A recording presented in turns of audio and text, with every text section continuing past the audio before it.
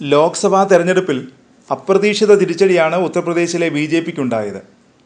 പിന്നാലെയാണ് സംസ്ഥാന BJPയിലെ അഭിപ്രായ ഭിന്നത മറനീക്കി പുറത്തു വന്നത്. നേതാക്കൾ മുഖ്യമന്ത്രി യോഗി ആദിത്യനാഥിൻ്റെ പ്രവർത്തന ശൈലിയെ എതിർത്ത് പരസ്യമായി രംഗത്ത് വന്നു. അതിനിടെ UP BJPയിൽ നിന്ന് മറ്റൊരു വാർത്ത കൂടി പുറത്തു വരുന്നുണ്ട്. യോഗി ആദിത്യനാഥിൻ്റെ രാഷ്ട്രീയ കോട്ടയായ ഖൊരഗ്പൂരിൽ നിന്നാണ് പ്രശ്നങ്ങൾ ഉയരുന്നത്. കഴിഞ്ഞ ദിവസങ്ങളിൽ കിഴക്കൻ ഉത്തർപ്രദേശിലെ ഒരു ജില്ലയിൽ നിന്നുള്ള 2 ഭരണകക്ഷി അംഗങ്ങൾക്ക് വധഭീഷണിയുണ്ടെന്ന റിപ്പോർട്ടുകൾ പുറത്തു വന്നിരുന്നു.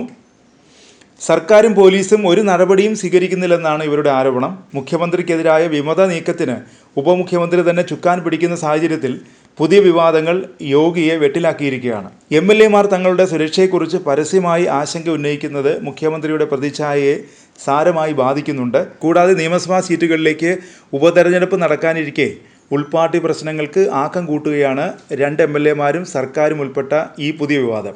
കാംപിയർഗഞ്ചിൽ നിന്നുള്ള MLA ഫത്തേ ബഹാദൂർ സിംഗ് അടുത്തിടെ സുരക്ഷാ വീഴ്ച ആരോപിച്ച് പരസ്യമായി രംഗത്തെത്തിയിരുന്നു. ഖൊരഗ്പൂർ പോലീസ് തനിക്ക് നേരെ വന്ന വധഭീഷണിയിൽ ഒരു നടപടിയും സ്വീകരിക്കുന്നില്ലെന്നാണ് പ്രധാന ആരോപണം.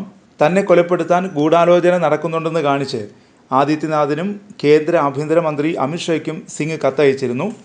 7 തവണ MLAയും മുൻ മന്ത്രിയുമായ സിംഗ് മുൻ UP മുഖ്യമന്ത്രി വീർ ബഹാദൂർ സിംഗിൻ്റെ മകനാണ്. BJP ജില്ലാ കൗൺസിൽ അംഗത്തിൻ്റെ മകനായ BJP പ്രവർത്തകൻ തന്നെ കൊലപ്പെടുത്താൻ കൊലയാളിയെ വാടകയ്ക്കെടുക്കാൻ 5 കോടി രൂപ പിരിച്ചെടുത്തതായി സിംഗ് അവകാശപ്പെടുന്നുണ്ട്. തന്നെ കൊല്ലാൻ ഗൂഢാലോചന നടത്തിയെന്ന് ആരോപിക്കുന്ന വ്യക്തിയുമായുള്ള ഒത്തുകളി കാരണമാണ് പരാതിയിൽ പോലീസ് നടപടിയെടുക്കാത്തതെന്നാണ് സിംഗ് ആരോപിക്കുന്നത്. സിംഗ് ആരോപണം ഉയർത്തുന്നത് രാജീവ് രഞ്ജൻ ചൗധരി എന്ന വ്യക്തിയെക്കുറിച്ചാണ്. സിംഗിൻ്റെ പരാതി ലഭിച്ച ഉടനെ വിഷയം അന്വേഷിക്കാൻ പ്രത്യേക സംഘം രൂപീകരിച്ചതായി Gorakhpur senior police superintendent Gaurav Grover അറിയിച്ചിരുന്നു. എന്നാൽ കേസിൽ തുടർ നടപടിയൊന്നും ഉണ്ടായില്ലെന്നാണ് ആക്ഷേപം. സിംഗ് ചൗധരി തർക്കം ആരംഭിച്ചതിന് തൊട്ടുപിന്നാലെ മറ്റൊരു MLA ആയ സർവൻ കുമാർ നിഷാദും ഭീഷണിയുണ്ടെന്ന് കാണിച്ച് രംഗത്തെത്തിയിരുന്നു. ചൗരി ചൗരയെ പ്രതിനിധീകരിക്കുന്ന നിഷാദ് BJPയുടെ സഖ്യകക്ഷിയായ നിഷാദ് പാർട്ടിയുടെ അധ്യക്ഷൻ സഞ്ജയ് നിഷാദിൻ്റെ മകനാണ്. ജയിലിൽ കഴിയുന്ന ഒരാളിൽ നിന്ന് തനിക്ക് വധഭീഷണിയുണ്ടായി. തുടർന്നാണ് പോലീസ് സുരക്ഷ അനുവദിച്ചത്. എന്നാൽ ഭരണകൂടം സുരക്ഷാ ജീവനക്കാരനെ ഏകപക്ഷീയമായി നീക്കം ചെയ്തെന്നാണ് സർവൻ കുമാർ നിഷാദിൻ്റെ ആരോപണം.